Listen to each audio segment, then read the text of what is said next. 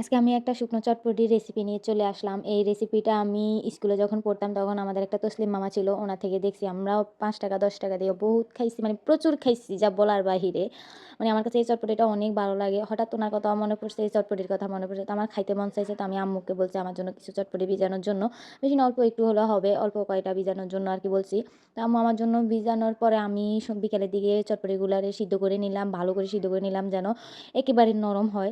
তারপর আমাদের ঘরে তো চিকন চানাচুর ছিল। তো আমি চিকন চানাচুর দিয়ে কাঁচামরিচ, পেঁয়াজ এগুলো কুচি করে নিলাম। আর চটপটির মসল্লাটা নিয়ে নিলাম আরকি। নিয়ে আমি এইগুলারে এরকম মেখে তারপর একটা ঢাকনার সাহায্যে আরকি এগুলারে নেড়ে নেব ভালো মতন। ঢাকনার সাহায্যে ভালো মতন এভাবে ঝাঁকায় নিলে একেবারে উনার মতন হয়ে যায়। বাট উনি আরও উপাদান দেয়, বাট আমি তো আর এত উপাদান পাই নাই। আমি শুধু চটপটির মসল্লাটাই দিছি। তারপরেও খাইতে এত পরিমাণ ভালো লাগছে। কিন্তু উনার মতন হয়তো হয় নাই। উনার যেগুলা ছিল ওইগুলার মতন হয় নাই। কিন্তু যাই বানাইছি আমার কাছে খাইতে কিন্তু প্রচুর ভালো লাগছে। আপনারা চাইলে এরকম বানিয়ে নিতে পারেন, ভালো লাগবে অনেক।